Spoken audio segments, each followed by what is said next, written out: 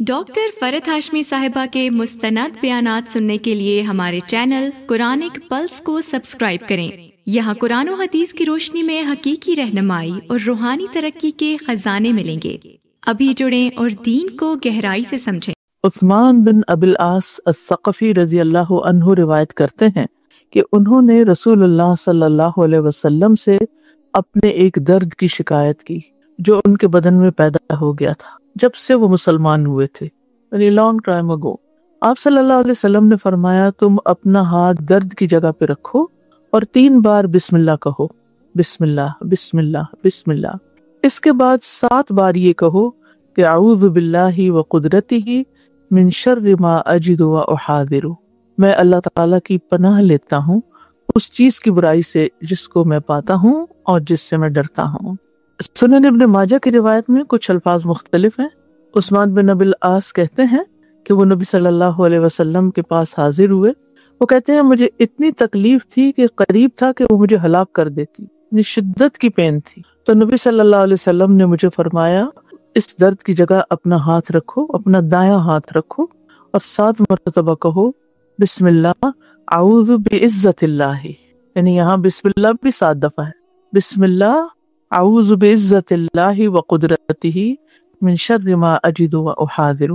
عثمان کہتے ہیں کہ میں نے یہ پڑھا تو اللہ نے مجھے شفا دی۔ تو اس میں ہم دیکھتے ہیں کہ نبی صلی اللہ علیہ وسلم نے انہی سے خود ان پہ دم کروایا، یعنی آپ نے انہیں دم نہیں کیا بلکہ انہیں کہا کہ تم درد کی جگہ پر اپنا ہاتھ رکھو، اور دوسری روایت میں کیا ہے، دایاں ہاتھ رکھو، ٹھیک ہے، اور پھر 7 بار بسم اللہ اعوذ بعزت اللہ وقدرتہ من شر ما اجد واحاذر۔ تو دونوں طرح یہ دعا پڑھی جا سکتی ہے۔ تو اس سے پتہ چلتا ہے کہ دم کرتے وقت درد یا تکلیف کی جگہ پر ہاتھ رکھا بھی جا سکتا ہے، اور کچھ دعائیں پڑھتے ہوئے ہاتھ پھیرا بھی جا سکتا ہے، یعنی جھاڑا بھی جا سکتا ہے۔ اگر سارے جسم میں درد ہو یا زیادہ ایریا میں درد ہو، ایک تو نا کہ کسی ایک جگہ سے درد ہو، کسی جوڑ میں درد ہو رہا ہے تو آپ نے وہاں ہاتھ رکھ لیا، لیکن یہ ہے کہ پورے ہی بازو میں درد ہو رہا ہے تو پھر آپ کیا کریں گے، پورے بازو کو ہاتھ پھیریں گے۔ اور اس سے یہ ہے کہ ایک سکون بھی آتا ہے اور ایک نفسیاتی اثر بھی ہوتا ہے انسان کو کہ اس کا علاج ہو رہا ہے نا۔ اور یہ بات تو بہرحال اس سے بہت اچھی طرح واضح ہوتی ہے کہ بیمار خود اپنے اوپر دم کرے یا کر سکتا ہے، یعنی مسنون دعائیں جو ہیں خود پڑھ کر اپنے اوپر دم کر لینا چاہیے۔ تو اس دعا میں سب سے پہلے بسم اللہ کا لفظ آ رہا ہے، اللہ کے نام کے ساتھ، کیونکہ اللہ کا نام بابرکت نام ہے، مقدس نام ہے۔ ذالکم اللہ ربکم فتبارک اللہ رب العالمین، یہ ہے اللہ تمہارا رب، سو اللہ بہت برکت والا ہے جو تمام جہانوں کا رب ہے۔ سورۃ الرحمن میں آتا ہے تبارک اسم ربک ذی الجلال والاکرام، بڑا ہی بابرکت ہے تیرے رب کا نام جو عزت اور اکرام والا ہے، نوازش کرنے والا ہے، یعنی اس کی ذات کی طرح اس کا نام بھی بڑا بابرکت ہے۔ اس کا نام کیا؟ اللہ ہی اس کا ذاتی نام ہے۔ اور ویسے بھی جو کام بسم اللہ سے شروع کیا جائے اس میں خاص برکت پیدا ہو جاتی، کیونکہ اس پر اللہ کا نام لیا جا رہا ہوتا ہے، اس میں خیر ہوتی ہے، آسانی ہو جاتی ہے، برکت ہوتی ہے۔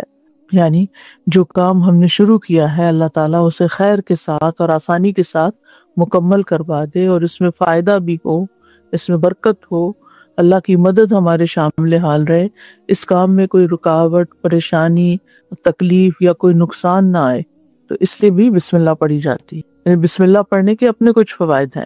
اب یہ ہے کہ کیا صرف بسم اللہ کہنا ہی کافی ہے یا بسم اللہ الرحمن الرحیم پڑھا جائے گا؟ کب صرف بسم اللہ پڑھنی چاہیے اور کب بسم اللہ الرحمن الرحیم پڑھنا چاہیے؟ جہاں نبی صلی اللہ علیہ وسلم نے پوری پڑھی بسم اللہ، وہاں پوری پڑھنی چاہیے بسم اللہ الرحمن الرحیم، جیسے سورتوں کے آغاز میں ہے یا قرآن مجید میں ایک اور جگہ پر آتا ہے، وہاں تو پوری پڑھی جائے گی۔ اور جہاں نبی صلی اللہ علیہ وسلم سے صرف بسم اللہ ثابت ہو وہاں صرف بسم اللہ ہی کہنا چاہیے، ٹھیک ہے، جیسے وضو کے شروع میں بسم اللہ، بس اتنا کہہ کے وضو شروع کر سکتے ہیں۔ اور جہاں آپ نے کوئی مزید الفاظ کا اضافہ کیا وہاں اضافہ کر لیں۔ اور جہاں نبی صلی اللہ علیہ وسلم سے صراحت ثابت نہیں کہ آپ نے صرف بسم اللہ پڑھے، بسم اللہ الرحمن الرحیم پڑھا، تو بھی دونوں طرح پڑھا جا سکتا ہے، ٹھیک ہے، لیکن یہ کہ خالی لفظ بسم اللہ کہنا بھی کافی ہو جاتا ہے، ٹھیک ہے۔ اعوذ باللہ وقدرتہ، اعوذ میں پناہ لیتا ہوں، باللہ اللہ کی، یعنی اللہ کی ذات کی، وہ قدرتی ہی اور اس کی قدرت کی بھی. ٹھیک. جب انسان پناہ لیتا ہے تو وہ کب لیتا ہے؟ پناہ کون لیتا ہے؟ سوچیے پناہ کس کو چاہیے ہوتی ہے؟ ہاں، کمزور کو، محتاج کو، لاچار کو، بے بس کو، ناتواں کو. یا اللہ میں تیرے سامنے میں کیا ہوں؟ میں بالکل کمزور ہوں، میں بے بس ہوں، مجھے تیری پناہ چاہیے. اور پناہ صرف اللہ سبحانہ و تعالیٰ کی ذات ہی کی یا اس کی صفات کی لینی چاہیے. جیسے بکلمات اللہ بھی کہا جاتا ہے نا، اللہ کے کلمات کی بھی، تو کلمات صفات میں آتے ہیں نا. ابن قیم کہتے ہیں جان لو کہ یقیناً اللہ کی طرف سے مقرر کردہ روحانی دوائیں یعنی تعوذات اور دیگر اذکار بیماری کے لاحق ہونے کے بعد بھی فائدہ دیتی ہیں اور اس کے واقع ہونے سے روکتی ہیں، اور اگر وہ واقع ہو جائے تو نقصان دہ ثابت نہیں ہوتی اگرچہ وہ تکلیف دہ ہی کیوں نہ. ٹھیک ہے، یعنی اگر انسان اللہ کی پناہ لے لیتا ہے تو اول تو یہ کہ بچ جائے گا شر سے، لیکن اگر کسی وجہ سے شر داخل ہو ہی گیا تو وہ نقصان نہیں دے سکے گا، انسان نقصان سے بچ جائے گا. اور ایسے کئی واقعات ہوتے ہیں. اب آپ دیکھیے کہ جو جیسے یہ دوائیاں ہوتی ہیں، میڈیسنز ہوتی ہیں، تو یہ اس وقت فائدہ دیتی ہے جب آپ کو بیماری لاحق ہو چکی ہو. بیماری آ گئی، سر درد ہو گیا، پھر آپ لیتے ہیں دوا تو آپ کو فائدہ ہو جاتا ہے. لیکن جب انسان تعوذات صبح شام معمول کے ساتھ پڑھتا رہتا ہے تو وہ ان اسباب کو کاٹتے رہتے ہیں جو شر کے داخل ہونے کے راستے ہیں یا ذریعے ہیں، اور انسان اور اس کی تکلیف یا بیماری کے بیچ میں حائل ہو جاتے ہیں وہ. یعنی آپ یہ تو خیر مخصوص درد کی دوا، یعنی درد ہو جائے تو پھر پڑی جاتی ہے، لیکن صبح شام جو ہم پڑھتے ہیں اعوذ بکلمات اللہ التامات من شر ما خلق، یا اسی طرح کی اور دعائیں، تو ہم پہلے سے ہی پناہ لے رہے ہیں. اس سے پہلے کہ کوئی شر ہماری طرف آئے ہم پہلے سے اللہ تعالیٰ کی حفاظت میں اپنے آپ کو دے رہے ہیں. ٹھیک ہے، اور اس سے ایک طرح انسان کے اندر ایک نفسیاتی کیفیت بھی ہوتی ہے کہ میں نے پناہ لی ہوئی ہے اللہ کی، میں محفوظ ہوں، میں حفاظت میں ہوں، اور یہ چیز اس کے لیے راحت اور سکون کا باعث بنتی ہے. اور پھر یہ کہ یہ چیز انسان کے اندر توکل کی صفت پیدا کرتی ہے کہ میرا اپنی ذات پہ بھروسہ نہیں، اسباب پہ بھروسہ نہیں، بلکہ اللہ کی ذات پہ بھروسہ ہے. اور پھر یہ کہ خاص طور پر شیطان کی شر سے بچنے کے لیے بہت فائدہ مند ہوتا ہے استعاذہ، حتیٰ کہ انسان کو اپنے نفس کے شر سے بھی بچنے کی اللہ سبحانہ وتعالیٰ توفیق دیتا ہے. یعنی شر صرف باہر نہیں ہوتا، شر انسان کے اپنے اندر بھی ہوتا ہے. کتنی چیزیں ہیں جو انسان غلط کرتا ہے کسی اور کی وجہ سے نہیں، خود اپنی خواہشات کی وجہ سے، خود اپنی سوچ کی وجہ سے. اور بعض اوقات خود ہمارے اپنے اعضاء کے اندر بھی شر ہوتا ہے. اب جیسے آپ دیکھیے کہ ناخن کسی جگہ پر لگ کے زخم ہو جائے تو اس کے اپنا ایک زہر کہتے ہیں ہوتا ہے، اس طرح دانت سے کوئی کاٹ لے تو اس کا اپنا ایک زہر ہوتا ہے. تو اسی طرح بعض اوقات انسان کے جسم کے اپنے اندر ہی انفیکشن ڈیولپ ہو جاتا ہے، تو اور وہ پھیلتا پھیلتا کہاں پہنچ جاتا ہے. جب کینسر ہوتا ہے وہ انسان کے اپنے اندر سے سیل جو ہے وہ بگڑتے ہیں تو کام خراب ہوتا ہے.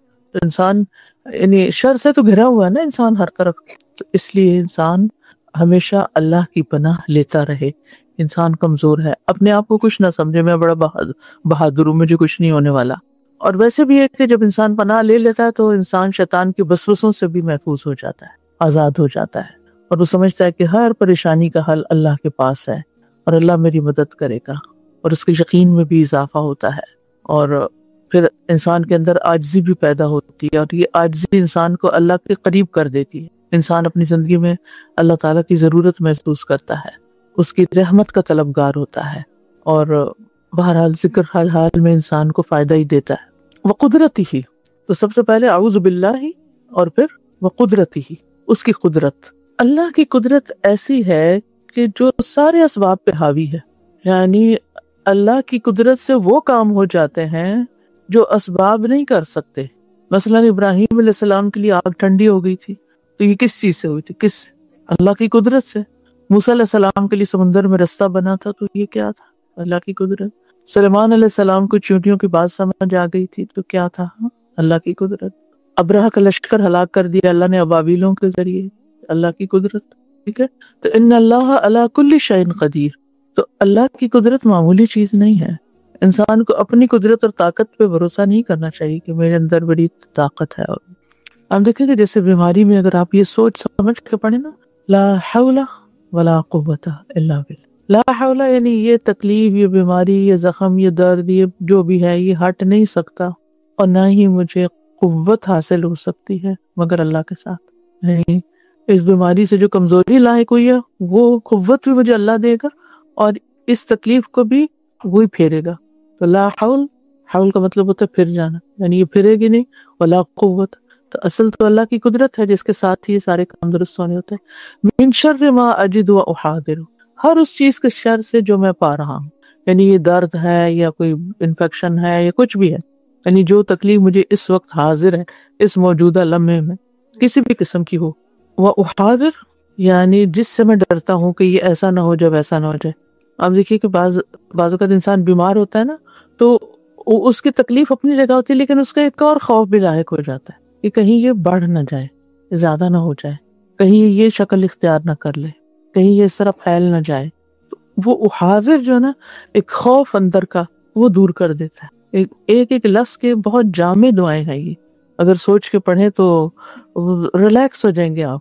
ما اجد و احاذر، بعض اوقات انسان ڈر رہا ہوتا ہے کہ میں مر ہی نہ جاؤں اس سے، تو احاذر ساری چیز باہر نکل گئی، بالکل، تو وہ ڈرتا رہتا ہے کوئی کہیں پنپ نہ اٹھے۔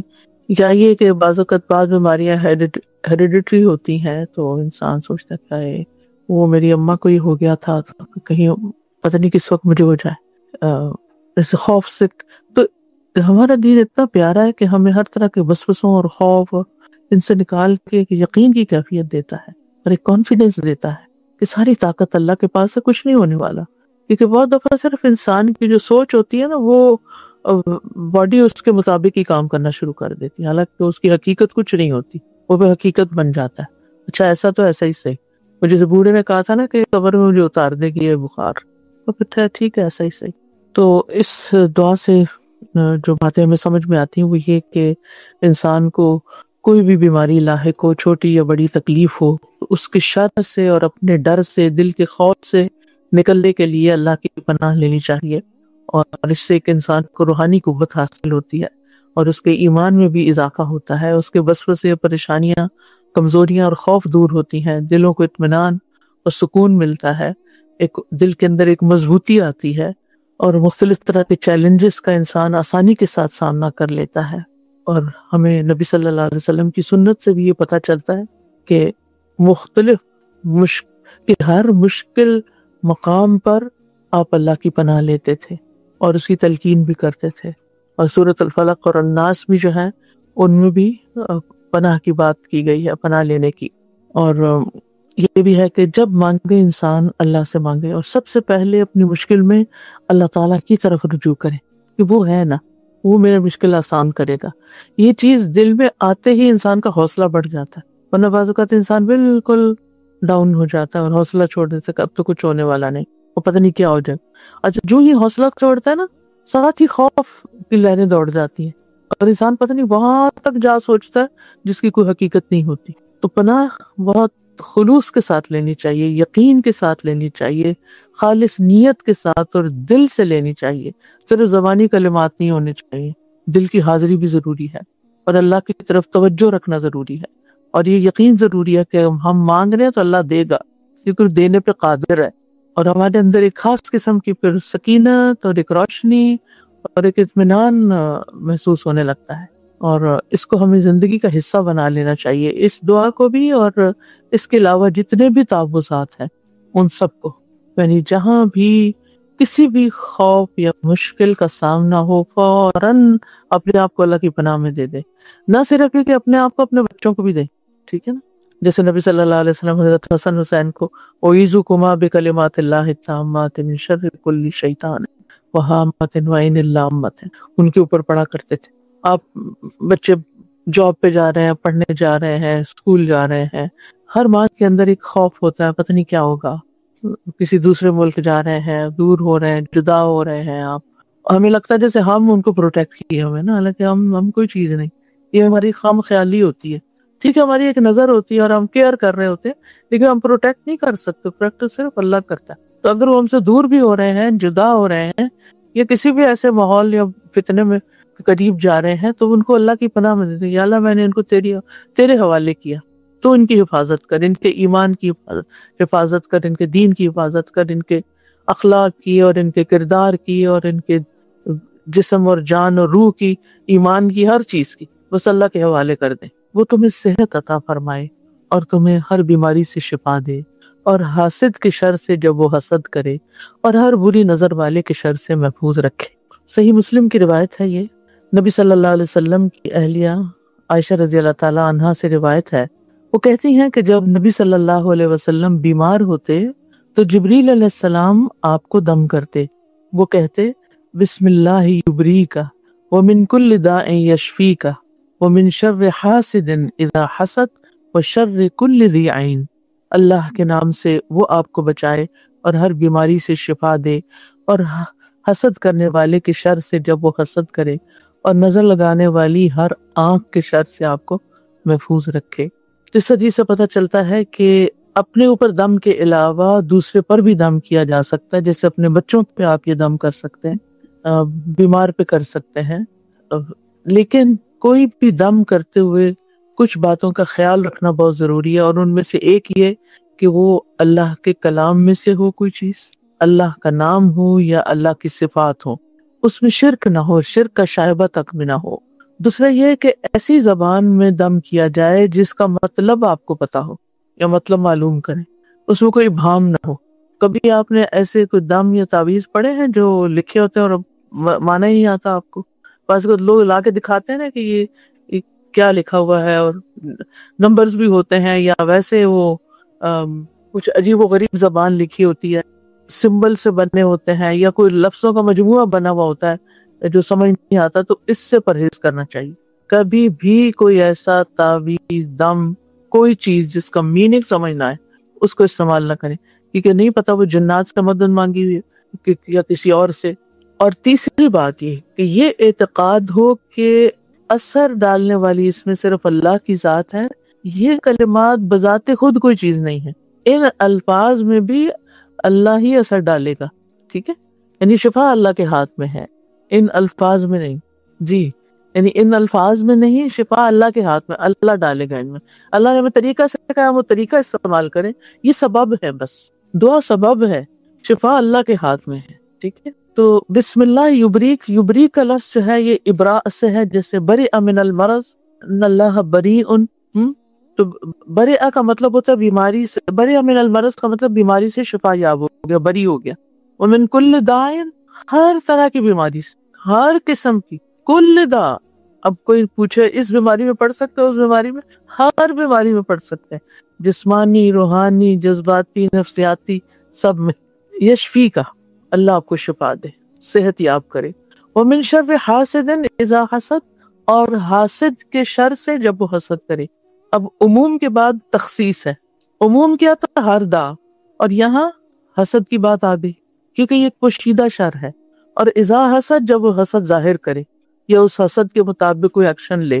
حاسد جب تک حسد ظاہر نہیں کرتا نا، وہ اس کے اپنے لیے نقصان دہ ہوتا ہے، وہ اس کے دل میں بس جلن کڑن ڈالے رکھتا ہے، لیکن جب وہ ظاہر کرتا ہے الفاظ میں یا ایکشن میں تو پھر دوسرے تک اس کی تکلیف پہنچتی ہے۔ اور حسد کیا ہے؟ کسی کی نعمت کے زائل ہونے کی تمنا کرنا، اور یہ کہ اس سے ٹل جائے اور مجھے مل جائے۔ تو بہرحال حسد کی کئی شکلیں ہیں، اور مختلف چیزوں پہ لوگوں کو حسد ہوتا ہے، کسی کی شکل اچھی ہو، شکل و صورت اچھی ہو، یا زیور کپڑا اچھا ہو، یا کاروبار، تعلیم، یا ملازمت، یا جاب، یا اولاد، یا مکان، جائیداد، کسی کی گاڑی خوبصورت ہو، یا شہرت، عزت، قابلیت، یا کسی کی عبادت گزاری، تقویٰ، وہ یعنی یہ ساری نعمتیں، ان سب پہ انسان دوسرے کو دیکھتا ہے کہ اچھا یہ تو یہاں تک پہنچ گیا ہے۔ لیکن یاد رکھنا چاہیے کہ حسد جو ہے یہ دین کا صفایا کرنے والی ہے، لہٰذا انسان کو اپنے دل کے اندر کبھی بھی ایسی کوئی اکساہٹ ہو، فوراً اس کو باہر نکالے کہ نہیں، اللہ نے مجھے جو دے رکھا ہے وہ میرے لیے بہت بہتر ہے، کیونکہ اسی سے پھر غیبت، چغلی، کینہ اور بہت ساری اور چیزیں نکل آتی ہیں، اور پھر حتیٰ کہ لوگ قتل تک کر دیتے۔ ابلیس کو بھی حسد ہوا تھا، قابیل کو بھی حسد ہوا تھا، اور بہت بڑے بڑے جرائم جو حسد کی وجہ سے ہوتے ہیں۔ اور جو دل حسد سے پاک ہوتا ہے، لالچی نہیں ہوتا، اور ہر ایک کے لیے خیر رکھتا ہے، وہ اللہ کو محبوب ہوتا ہے۔ تو حاسد کے حسد سے بچنے کے لیے سب سے اہم چیز اور سب سے فائدہ مند اللہ کی پناہ لینا، اللہ آپ مجھے بچا لیں اس سارے شر سے، اور اس کے ساتھ ساتھ اللہ کا تقوی اختیار کرنا. اور اگر کوئی شخص مسلسل زندگی میں کوئی تانو تشنیع کرتا رہتا ہے یا کوئی آپ کو اذیت دیتا ہے تو اس پر صبر کریں، اللہ پہ بھروسہ کریں. کوئی میری نعمت نہیں چھین سکتا جب تک اللہ چاہے. اور کچھ رشتے ایسے ہوتے ہیں ان میں بڑا ہی حسد ہوتا ہے، بعض اوقات بہن بھائیوں کے اندر ہوتا ہے، بعض اوقات کچھ اور رشتوں کے اندر ہوتا ہے، اور انسان فکر مند رہتا ہے کہ یہ مجھے نقصان نہ دے. ایک ہوتا پتہ کیا ہے، جس کو آپ سے حسد ہوگا نا وہ آپ کے خلاف اوروں کو بھڑکا دے گا اور اچھا بھلا ذہن خراب کر دے گا. یعنی مثلاً دو بہنیں ہیں، آپس میں بڑی محبت ہے، تو تیسرا کوئی دیکھ رہا ہے ان کو تو اچھا نہیں لگتا کہ یہ ہر چیز مل کے کرتی ہیں اور ان کی بہت بنی ہوئی آپس میں، اس کو کھلتا رہتا ہے، اس کو چبھتا رہتا ہے. اب وہ کوئی ایسی شر اس کے اندر ہوتا ہے اور وہ پھر ایک کو پکڑ کے کوئی بات کرتی ہے، دوسری کو ایک دوسرے کے خلاف، اور وہ محبتیں جو ہیں وہ شر میں بدل جاتی ہیں، نفرتوں میں بدل جاتی ہیں. تو اللہ پہ ہمیشہ بھروسہ کرنا چاہیے، لیکن یہ ہے کہ حاسد کی حسد سے بچنے کے لیے اللہ کی پناہ لیتے رہنا چاہیے اور اپنے دل کو حسد سے پاک رکھنا چاہیے. اگر دیکھیے کہ ہر ایک کی نا تقدیر اللہ نے بنائی ہے، اور ہر ایک کو جو ملا ہے نا وہ اللہ کے دینے سے ملا ہے. کسی کے پاس کوئی بھی علم ہے، اولاد ہے، مال ہے، کچھ بھی ہے، اللہ کی تقسیم ہے نا، اللہ نے دیا تو بس مجھے کیا پریشانی کی ضرورت ہے. ہمیں اللہ کی رضا پہ، اللہ کے فیصلوں پہ، اللہ کی تقسیم پہ راضی ہو جانا چاہیے. اور اگر دل میں خیال آئے بھی تو توبہ استغفار کرنی چاہیے کہ اللہ مجھے اس سے بچا. اور اگر نہیں نکل رہی وہ بات بار بار تو صدقہ کریں، کوئی نیکی کا کام کریں، اپنے آپ کو کسی اور چیز میں مشغول کریں. اور حاسد کے حسد سے بچنے کی ایک تدبیر یہ بھی ہے کہ اس کے ساتھ خیر کا کوئی سلوک شروع کرتے ہیں، اس کے ساتھ کوئی بھلائی کریں تاکہ اس کا دل جلنے سے ذرا ٹھنڈا ہو اور وہ اپنے شر سے باز آئے. سب سے بڑی بات یہ کہ انسان کو اطمینان ہونا چاہیے کہ حقیقی نفع نقصان صرف اور صرف اللہ کے ہاتھ میں ہے. وہ نہ چاہے تو کوئی مجھے کچھ نہیں کر سکتا. وہ شر کل ذی عین، اور پھر ہر نظر لگانے والے آنکھ سے. شر کل ذی عین یعنی یعنی آنکھ، نظر لگانے والی آنکھ سے، یعنی نظر بد جسے کہتے ہیں. اور یہ عام طور پر حاسدوں کی ہی ہوتی ہے. بعض اوقات محبت کرنے والوں کی بھی ہوتی ہے، زیادہ محبت سے دیکھتے ہیں تو وہ نظر بھی لگ جاتی ہے. اور نظر بد بھی حسد ہی کا ایک حصہ ہوتا ہے. اور جب انسان اللہ کی پناہ میں اپنے آپ کو دے دیتا ہے تو اللہ تعالیٰ محفوظ کر دیتا ہے انسان کو. اللہ کے نام کے ساتھ میں آپ کو دم کرتا ہوں ہر اس چیز کے شر سے جو آپ کو اذیت دے، اور ہر نفس اور حاسد کی نظر کے شر سے اللہ آپ کو شفا دے. میں اللہ کے نام سے آپ کو دم کرتا ہوں. ابو سعید رضی اللہ عنہ سے روایت ہے، جبریل علیہ السلام نبی صلی اللہ علیہ وسلم کے پاس آئے اور کہا، اے محمد آپ بیمار ہو گئے ہیں؟ آپ نے فرمایا ہاں. جبریل علیہ السلام نے یہ کلمات کہے، بسم اللہ ارقیک من کل شیء یؤذیک من شر کل نفس او عین حاسد اللہ یشفیک بسم اللہ ارقیک. میں اللہ کے نام سے آپ کو دم کرتا ہوں ہر چیز سے حفاظت کے لیے جو آپ کو تکلیف دے، ہر نفس اور ہر حسد کرنے والی آنکھ کے شر سے اللہ آپ کو شفا دے. میں اللہ کے نام سے آپ کو دم کرتا ہوں. یہاں پر آپ دیکھیں پھر بسم اللہ وہی جس کا پیچھے ذکر ہو چکا. ارقیقہ کا لفظ یعنی رقیہ سے ہے. یہ رقیہ نہیں ہوتا، رقیہ ہوتا ہے. بعض لوگ اس کو رقیہ پڑھتے ہیں، رقیہ، ٹھیک ہے، رقیہ. تو اور رقیہ کس کو کہتے ہیں؟ دم کو کہتے ہیں. ٹھیک ہے. من کل شیء یؤذیک، ہر قسم کی چیز سے جو آپ کو اذیت دے، ہر اذیت دینے والی چیز، کوئی خیال ہے، کوئی بات ہے، کوئی انسان ہے، کوئی سوچ ہے، یعنی کوئی چیز جو آپ کو دکھ دیتی ہو. کتنی خوبصورت دعا، چھوٹی ہے یا بڑی ہے. اور کچھ لوگوں کے صرف دیکھنے کا انداز اذیت دیتا ہے بندے کو. کل شیء یؤذیک من شر کل نفس، ہر خبیث نفس، یعنی جس کے دل میں آپ کے لیے نفرت ہے یا حسد ہے.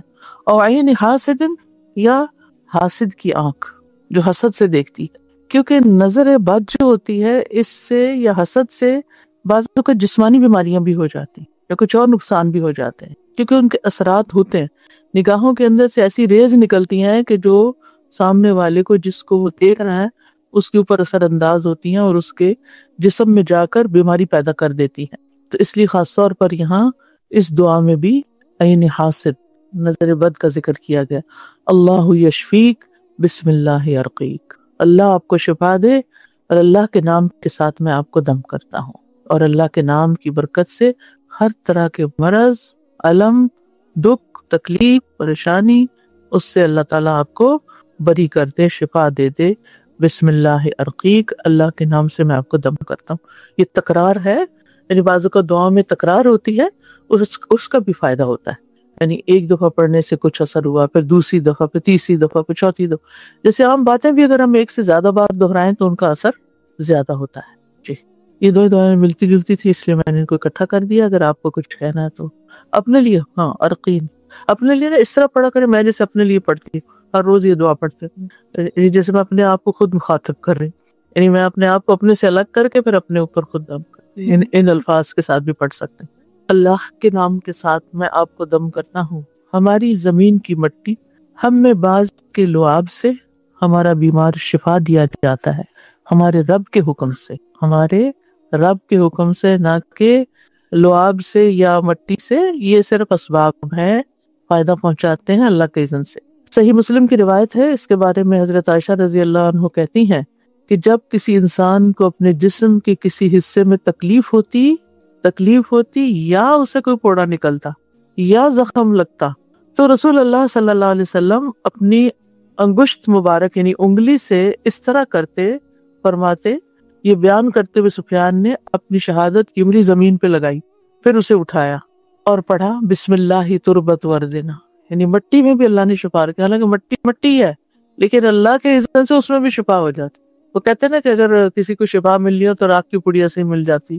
تو بالکل یہی بات ہے، کیونکہ اذن تو اللہ کا ہے نا، سبب اللہ نے پیدا کرنا ہے.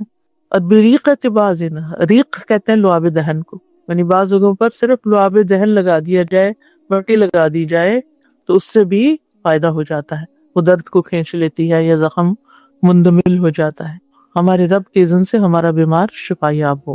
اور نبی صلی اللہ علیہ وسلم دم کرتے ہوئے مٹی لگاتے اور اس پر لعاب بھی ڈالتے تھے. یہ بھی ایک طریقہ ہے، ہاتھ پھرنا، مٹی لگانا اور لعاب لگانا، یہ سارے طریقے ہیں، اسباب ہیں. اور دیکھیں کہ آج کل جو نئے طریقہ علاج ہیں تو اب بھی ایجاد ہوئے ہیں نا. تو پہلے زمانے کے لوگ کیا کرتے تھے، وہاں تو نہ کوئی ہاسپٹل تھے اور نہ کوئی ڈاکٹرز تھے اور نہ کوئی سرجریز تھی اور نہ ہی. تو یہ اللہ سبحانہ تعالیٰ نے انسان کو عقل دی، وقت کے ساتھ ساتھ دیگر اسباب بھی سامنے آ گئے، لیکن یہ بھی بہت افیکٹو ہیں جو نبی صلی اللہ علیہ وسلم نے ہمیں دے رکھے ہیں اس دور میں بھی اور آج بھی. اور ہر انسان کے لیے یہ عمل ہر کوئی کر سکتا ہے، دنیا کے کسی بھی حصے میں کر سکتا ہے. اور خاص طور پر پھوڑے پھنسی وغیرہ کے لیے، جیسے پمپلز وغیرہ ہوتے ہیں یا کچھ. اور جہاں تک لعاب کا تعلق ہے، تبھی آپ دیکھیں کہ کتنا زیادہ یہ چیز وائرل ہوئی بھی ہے کہ آنکھوں کی تکلیف ہو تو آپ کو اپنا صبح کے سویرے اٹھ کے اپنا لعاب جو ہے آنکھوں میں لگائیں تو آپ کی نظر ٹھیک ہو جاتی ہے یا بیماری دور ہو جاتی ہے. تو یہ ہمیں تو یہ چیز سنت سے بتائی گئی ہے. اور اس میں یہ کہ خاص طور پر یہ پھوڑے پھنسی کے لیے کسی کی خاص جگہ درد ہو رہی ہے نا، چھوٹی جگہ، یہ نہیں کہا کہ پورے جسم پہ مٹی پھیرو.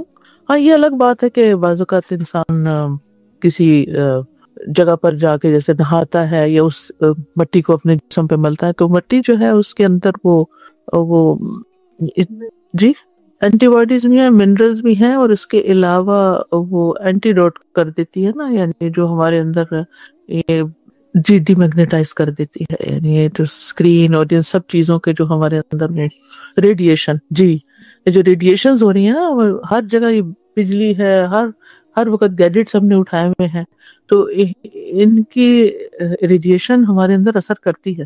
تو مٹی جو ہے وہ اس سے ارتھنگ جس کو کہتے ہیں نا، اب یہ بھی ایک طریقہ علاج آ چکا ہے، گراؤنڈ یور سیلف، گراؤنڈنگ. جی مڈ ماسک وغیرہ بھی لگاتے ہیں. اور تو بہرحال یہ ساری چیزیں اللہ نے بیماری پیدا کی تو شفا بھی پیدا کی. تو انسان کو یہ بس یاد رکھنا چاہیے بِإِذْنِ رَبِّنَا، یہ پکا کر لیں اپنے دماغ میں، دل میں، اور جب بھی کوئی علاج کریں تو کہیں بِإِذْنِ رَبِّنَا، اللہ کے اذن سے ہی، اللہ کے حکم سے ہی شفا نصیب ہوگی. بیماریاں دو طرح کی ہوتی ہیں، ایک روحانی اور ایک جسمانی. جہاں تک جسمانی بیماریوں کا تعلق ہے تو اللہ سبحانہ تعالیٰ نے ان کے لیے زمین سے چیزیں پیدا کی جن میں انسان کے لیے شفا رکھی.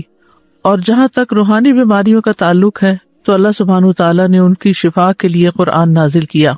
بہرحال کوئی بیماری ایسی نہیں کہ جس کے لیے اللہ نے دوا نہ اتاری ہو. اسی سلسلے کی یہ حدیث ہے، ان ابی ہریرہ رضی اللہ عنہ عن النبی صلی اللہ علیہ وسلم قال ما انزل اللہ داء الا انزل لہ شفاء، کتاب الطب۔ ابو ہریرہ رضی اللہ عنہ نبی کریم صلی اللہ علیہ وسلم سے روایت کرتے ہیں، آپ صلی اللہ علیہ وسلم نے فرمایا، اللہ نے کوئی ایسی بیماری نہیں اتاری جس کی دوا نہ اتاری ہو۔ ما انزل اللہ داء، یعنی اللہ نے جو بھی کوئی بیماری پیدا کی ہے اس کے لیے شفا کا سبب بھی پیدا کیا ہے، یعنی جسمانی بیماریوں کے لیے بھی اور روحانی بیماریوں کے لیے بھی، یعنی کوئی بھی بیماری ایسی نہیں، ما انزل اللہ داء الا انزل لہ شفاء، مگر یہ کہ اس کی شفا بھی رکھی ہے اللہ نے۔ تو چونکہ اللہ سبحانہ وتعالی نے آسمانی اسباب کے ذریعے بیماری کی شفا کو پیدا کیا، تو اس کے لیے اتارنے کا لفظ آیا ہے، انزلہ، اتارا۔ انزال کے کئی ایک معنی علماء نے یہاں پر کیے ہیں۔ ایک قول یہ ہے کہ اس کے اتارنے سے مراد یہ ہے کہ اللہ نے اپنے بندوں کو اس کے متعلق آگاہ کیا ہے، یعنی خبردار کیا ہے، بتایا ہے۔ ایک اور قول یہ ہے کہ رسول اللہ صلی اللہ علیہ وسلم نے ہر بیماری اور اس کے علاج کے متعلق عمومی طور پر خبر دی ہے، یعنی بیماری بھی ہے، اس کی بھی خبر دی، اور علاج بھی ہے۔ ایک قول یہ بھی ہے کہ ان دونوں کے اتارنے سے مراد ان کو پیدا کرنا ہے اور ان کا زمین میں رکھ دینا ہے، یعنی جیسا کہ حدیث میں اس خبر کی طرف اشارہ ہے کہ اللہ نے جو بیماری رکھی اس کے لیے علاج بھی رکھا، یعنی زمین پر رکھا۔ اور ایک اور قول یہ ہے کہ ان دونوں کے اتارنے سے ان کا فرشتوں کے ذریعے اتارنا مراد ہے، وہ فرشتے جو انسانی مخلوق کے نظام کے ساتھ مقرر کیے گئے ہیں۔ تو بیماری اور اس کا علاج فرشتوں کے ساتھ نازل کیا جاتا ہے۔ اور ایک قول یہ بھی ہے کہ اکثر بیماریاں اور ان کے علاج بارشوں کے اتارنے کے ذریعے سے ہوتے ہیں، جن سے غذائیں اور دوائیں اور دیگر چیزیں پیدا ہوتی ہیں۔ یعنی بارش اترتی تو زمین بہت کچھ اگاتی ہے، تو پھر اس میں بعض اوقات کچھ زمینیں ایسی ہوتی ہیں یا کوڑے کے ڈھیر ایسے ہوتے ہیں کہ جن پہ بارش پڑتی ہے تو وہاں سے جراثیم پیدا ہو کر بھی فضا میں پھیلتے ہیں، وہ بھی بیماریوں کا سبب بنتے ہیں۔ اسی طرح اچھی زمینوں پر جب بارش پڑتی ہے تو اچھی غذائیں پیدا ہوتی ہیں جو بندوں کو صحت مند رکھنے میں کام آتی ہیں، اور انہی میں پھر جنگلوں کے اندر ایسی جڑی بوٹیاں پیدا ہوتی ہیں کہ جن سے علاج کیا جاتا ہے۔ تو بہرحال دونوں چیزیں مقدر ہیں، اللہ کی تقدیر میں سے ہیں، اور یہ اللہ سبحانہ تعالیٰ کی مخلوق پر ایک مکمل مہربانی ہے کہ اگر اللہ تعالیٰ نے انسان کو بیماری کے ذریعے آزمایا ہے تو اس کے علاج کے لیے یا حل کے لیے اللہ نے دوائیں بھی پیدا کی ہیں۔ جیسے انسان اگر گناہ کے ذریعے آزمایا جاتا ہے، یعنی نفس کے کسی شر کی وجہ سے یا شیطان کی وجہ سے وہ آزمائش میں ہے، تو اللہ سبحانہ تعالیٰ نے ایسے اعمال بھی بتائے ہیں کہ جو گناہوں کو مٹانے کا سبب بنتے ہیں، جیسے استغفار وغیرہ ہے۔ اسی طرح ایک اور حدیث سے ہمیں یہ بھی پتہ چلتا ہے کہ سال میں ایک رات وبا اترتی ہے، اور یہ صحیح مسلم کی روایت ہے۔ نبی صلی اللہ علیہ وسلم نے فرمایا کہ برتن ڈھانپ دیا کرو اور مشکیزوں کے منہ باندھ دیا کرو، کیونکہ سال میں ایک رات ایسی بھی آتی ہے جس میں وبائیں اترتی ہیں اللہ کے اذن کے ساتھ، اور وہ ایسے برتن پر جسے ڈھانپا نہ گیا ہو، یا وہ مشکیزہ جس کا منہ نہ باندھا گیا ہو، اس پر سے گزرتی ہیں تو اس میں وہ داخل ہو جاتی ہیں۔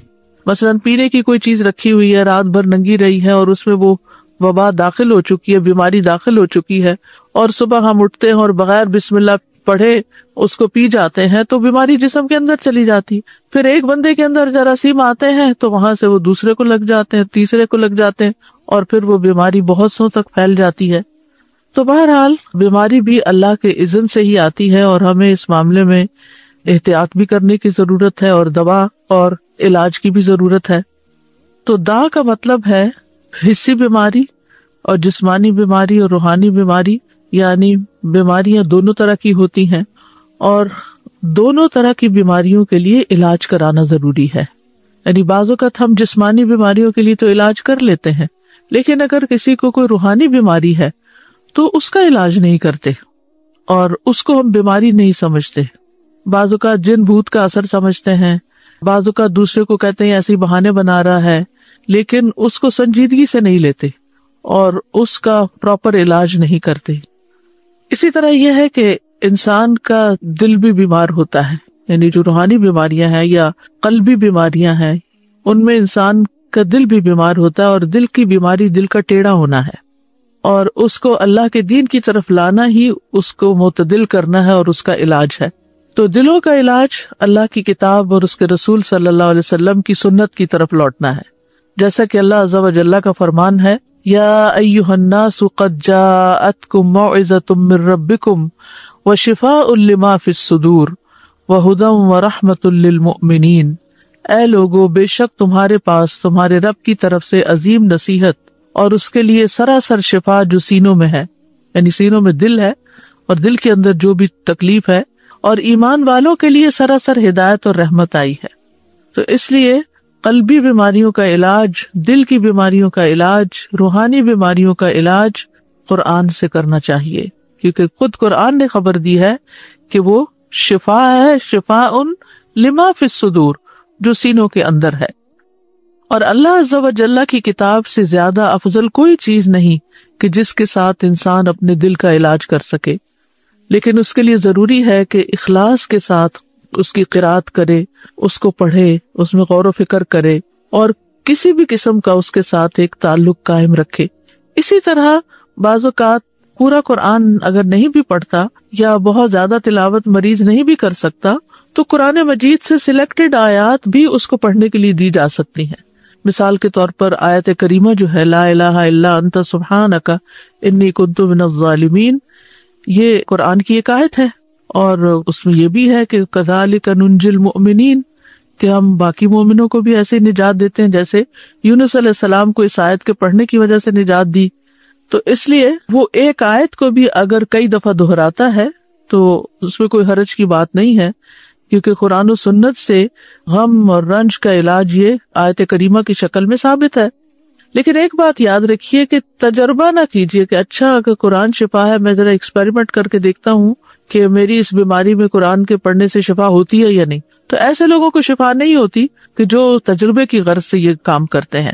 ہمیں پورے یقین کے ساتھ، ایمان کے ساتھ اس بات کو لینا چاہیے کہ اللہ تعالیٰ نے جب کہہ دیا قرآن شفا ہے تو پھر وہ شفا ہی ہے اور اس کے ذریعے شفا حاصل ہوگی۔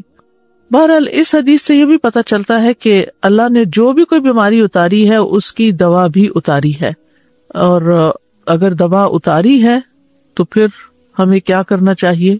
دوا لینی چاہیے، علاج کروانا چاہیے۔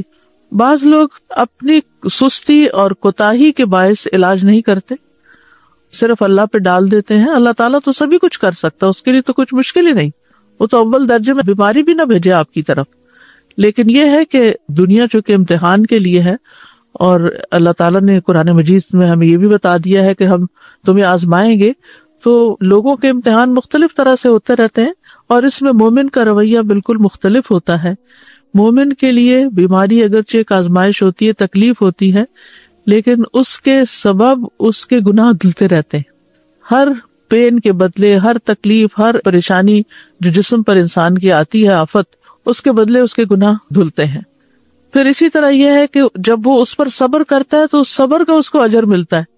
ایک اور خیر آ گئی، اور یہ خاص لوگوں کی علامت ہوتی ہے، یعنی عام لوگوں کے گناہ جڑتے ہیں، خاص لوگوں کو صبر کا اجر ملتا ہے، اور خاص الخاص لوگ جو ہیں وہ اللہ کی قضا پہ رضا بھی رکھتے ہیں، یعنی راضی بالقضا جب ہوتے ہیں تو ان کا اجر کئی گنا زیادہ بڑھ جاتا ہے۔ تو اس طرح مومن کے لیے ایک بیماری جو ہے وہ ایک رحمت کا باعث بن جاتی ہے۔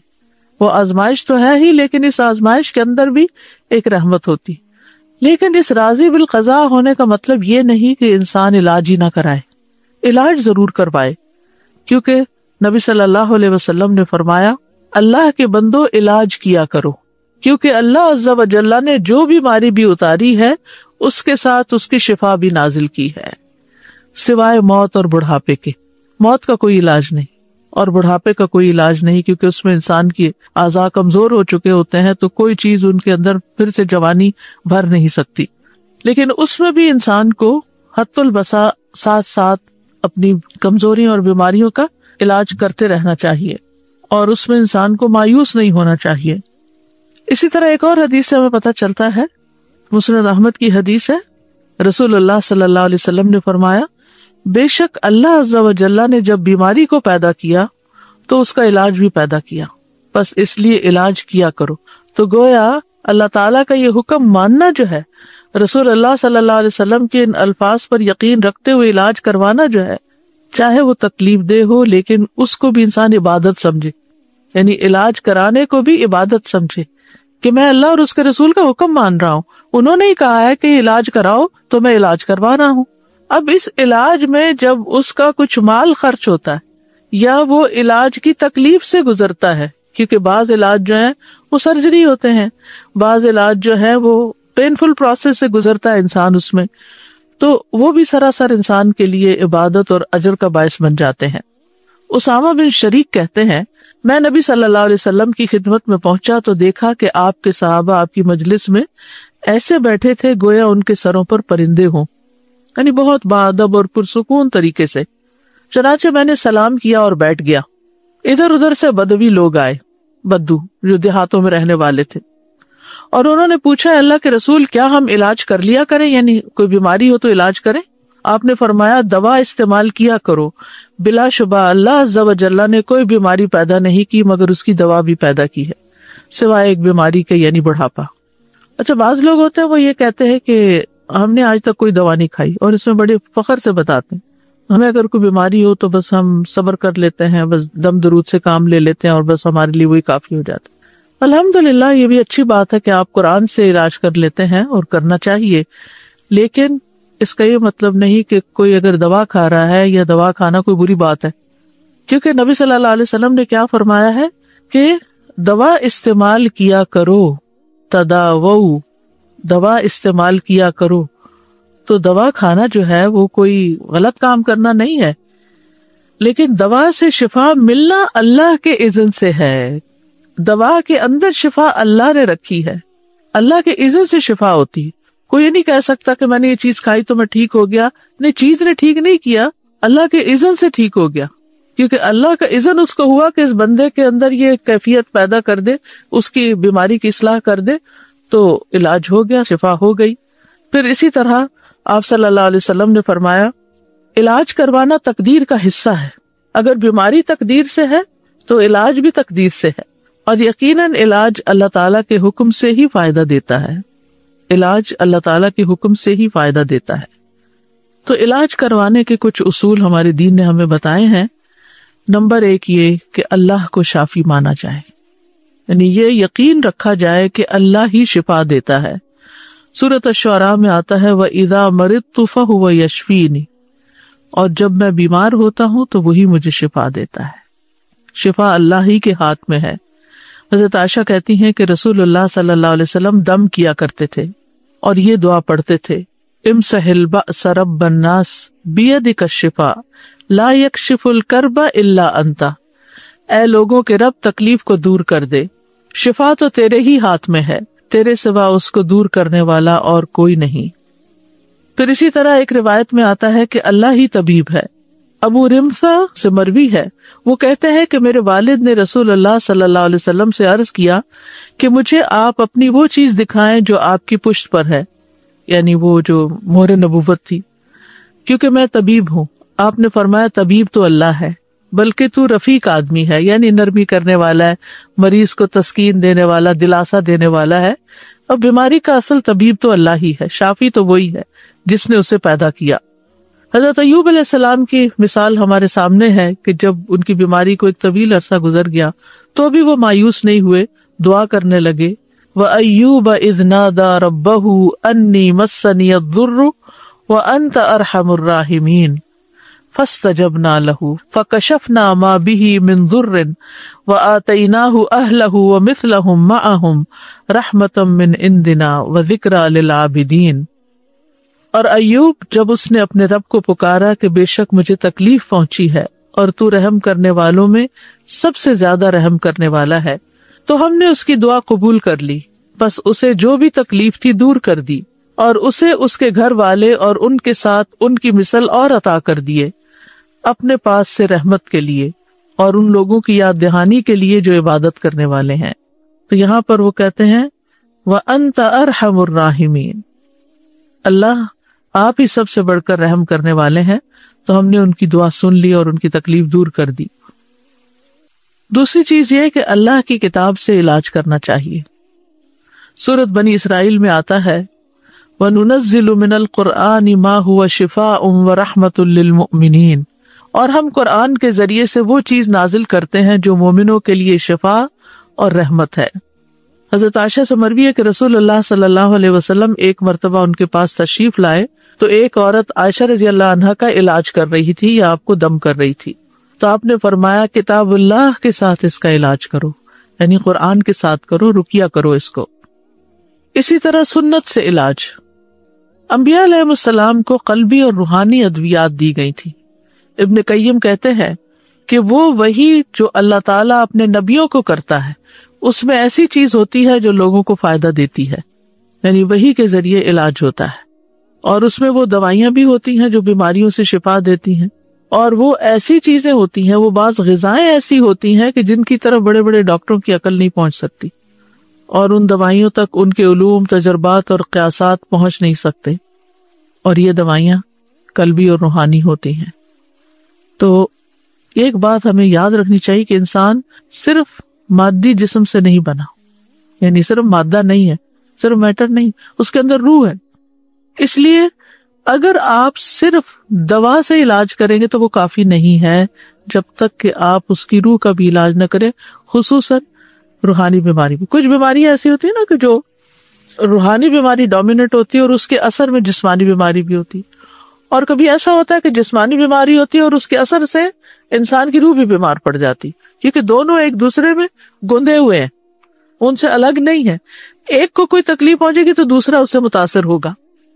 تو اس لیے بہت ضروری ہے کہ انسان دونوں طرح کے علاج کرے، یعنی ایک طرف دوا کھائے اور دوسری طرف دعا کرے اور دم کرے اور قرآن پڑھے، تاکہ انسان مکمل شفا یاب ہو جائے، کیونکہ بندہ جب تک اللہ کے ذکر میں مصروف رہتا ہے تو شیطان کے حملوں سے محفوظ ہوتا ہے اور ایک مضبوط قلعے میں ہوتا ہے۔ تیسری چیز ہے طب نبوی سے علاج۔ تو اب اگر طبیب اللہ ہی ہے تو پھر ہمیں کیا طب نبوی سے علاج کرنا چاہیے، اور طب نبوی کیا ہے، اور کیا کوئی انسان طبیب کہلا سکتا ہے؟ انسان طبیب کہلا سکتا ہے لیکن اللہ الطبیب ہے، یعنی جیسے انسان کو بھی کریم کہہ سکتے ہیں لیکن اللہ الکریم ہے۔ تو طب نبوی سے علاج میں حجامہ کروانا، پچھنے لگوانا، آپ صلی اللہ علیہ وسلم نے فرمایا اگر تمہاری دواؤں میں سے کسی میں بھلائی ہے تو پچھنا لگوانے یا شہد پینے اور آگ سے داغنے میں ہے۔ اگر وہ مرض کے مطابق ہو، یعنی بیماری کے مطابق پچھنا لگے یا آگ سے داغ لگے، اور میں آگ سے داغنے کو پسند نہیں کرتا۔ ایک تو یہ کہ تکلیف دہ علاج ہے بہت، یعنی انسان کو کسی گرم سلاخ سے داغنا یا کسی بھی طرح کی ایسی کوئی چیز لگانا کہ جس میں آگ ہو، تو اس لیے آپ اس کو پسند نہیں کرتے تھے، لیکن آخری چارہ کار کے طور پر اگر کوئی بیماری کسی بھی طرح ٹھیک نہ ہوتی ہو تو اس صورت میں ایسا علاج کیا جا سکتا ہے، اور ہو سکتا ہے کہ اسی کے اندر ہی پھر جو الیکٹرک شاکس وغیرہ دیے جاتے ہیں وہ بھی اس میں شامل ہوں، اللہ عالم۔ پھر اسی طرح کلونجی سے علاج، رسول اللہ صلی اللہ علیہ وسلم نے فرمایا کلونجی کے دانوں میں موت کے علاوہ ہر بیماری کے لیے شفا ہے۔ اگر کلونجی کے تیل پر شرعی دم کر کے مریض کے متاثرہ حصوں پر وہ تیل لگایا جائے اور کلونجی کے دانے جو ہیں وہ کھلائے جائیں تو حدیث میں کیا آتا ہے کہ موت کے علاوہ ہر بیماری کا علاج ہے۔ تو اس لیے ہر گھر میں کلونجی کے دانے بھی ہونے چاہیے اور اس کا تیل بھی ہونا چاہیے، اور اس میں یہ ہے کہ اگر جیسے آج کل کورونا کی بیماری ہے تو اس میں 2 کام کیے جا سکتے ہیں۔ ایک تو یہ کہ کلونجی کے بیج زبردست جراثیم کش ہیں، ان کی دھونی دینی چاہیے۔ ڈاکٹر فرحت ہاشمی صاحبہ کے مستند بیانات سننے کے لیے ہمارے چینل قرآنک پلس کو سبسکرائب کریں۔ یہاں قرآن و حدیث کی روشنی میں حقیقی رہنمائی اور روحانی ترقی کے خزانے ملیں گے۔ ابھی جڑیں اور دین کو گہرائی سے سمجھیں۔